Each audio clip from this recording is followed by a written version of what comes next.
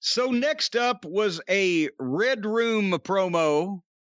Remember the Red Room? Who did they used to put in the Red Room? Was it Moxley? No, it wasn't Moxley. He was in the parking lot or the bowels of the broom closet.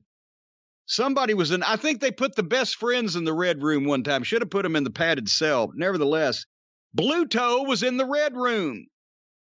And he's praying because Blue Toe is apparently now a religious heel, God's favorite champion. He's holding a cross and thanking God and saying what he's going to do to people at the same time. It's different. It's not silly.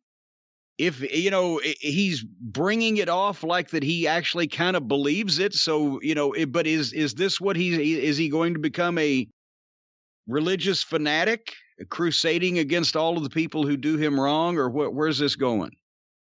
This is another guy I'm getting fed up with. Because he came into the company and I told you this guy's got potential. I'm actually hopeful that taking the WWE handcuffs off, he'll do something interesting. They put him with the death that was Kip and Penelope.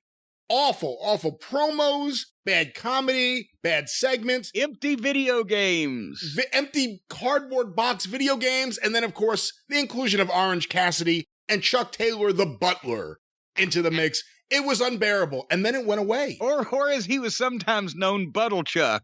It then went away. And all of a sudden, the guy I told you about was there. Here comes the monster, the Bulgarian brute. He was killing people in the ring. He was good on the mic. Yeah. And then the last 2 weeks, he comes out for the Penelope Ford match. Yeah. The bathroom break match on the show. You send out Miro. Yeah. And he's goofy on the, well, no, I shouldn't say goofy, but it's ridiculous. He's playing with the children again. He's being silly again. And then this, you know how he's effective? When you send him out there with a mic in front of the crowd and he just starts yelling at them and the wrestlers. He's really good at that. Because he really is off his fucking hoot and he doesn't know what the fuck he's saying because it's his second language to begin with. And and sometimes we get witticisms like, I'll come all over you like God's wrath. So, you know, yes, I can see that. And then beat people up. Oh, yeah. For a couple weeks there, he had it, right? And then it was gone. Can you imagine? I mean, and it's gone. Because it's happened with other people, too, in AEW. Imagine you watch for a few weeks and you see Miro and you're like, wow, this guy's great. You know, you're new to the product or whatever. Or you haven't watched. You watch for 2 weeks and you're like, wow, this guy's really interesting.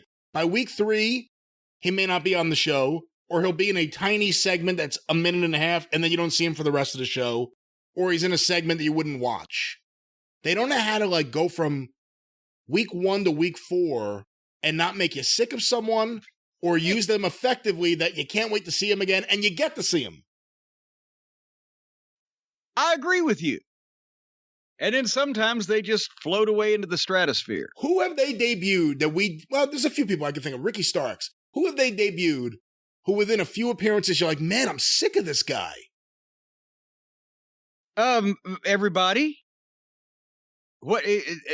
Actually, I was turned off to Hobbs too until I saw this show and what he can do when they just leave him alone to be himself. But anybody that I really like, I don't know if it takes just 3 weeks, but they turned me off of everybody that I've FTR, MJF.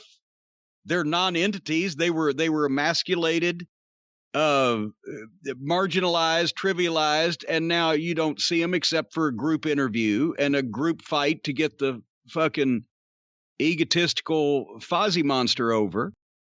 So I think everybody that debuts, I like them less as time goes on. Maybe Hobbs will be different. And just everything. I mean, I don't want to rant about everything, but like just this Inner Circle fucking Pinnacle feud. Why should anyone care? Tell me why anyone should care right now. For real. I mean, if you're really trying to come up with a reason. Imagine week 1, Vader attacks Gorilla Monsoon. Right? I mean, amazing angle. Yep. Imagine week 2, Shawn Michaels pisses in Vader's mouth on Raw. That's like the whole Inner Circle Pinnacle feud. We did something awful. Now we do something awful. Now we do something awful. It's just a bunch of idiots running around this building.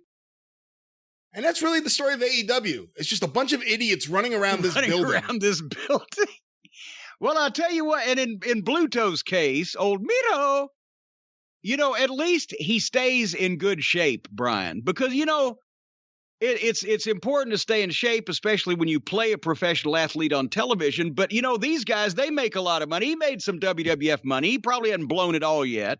That'll be a year or two down the road. So he probably has high-priced, expensive exercise and gym equipment in his home. But I know a way that other regular folks, just your run-of-the-mill average American citizens, not the Bulgarian Bluto, can have affordable and quality exercise equipment and programs in their own homes. Wow, they can?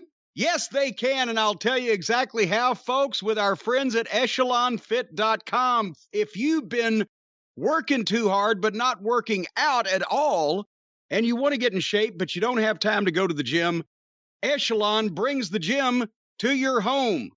So with instructors and a community of members and the exercise equipment, it's the affordable way to get the workout equipment, the workout community, and an instructor's motivation right at home where you need it. The fitness app provides thousands of live on-demand classes, great music. You can work out anytime, day or night. Pick your class, climb the leaderboard, cheer each other on. You can interact with people who are also improving their physical condition around the world.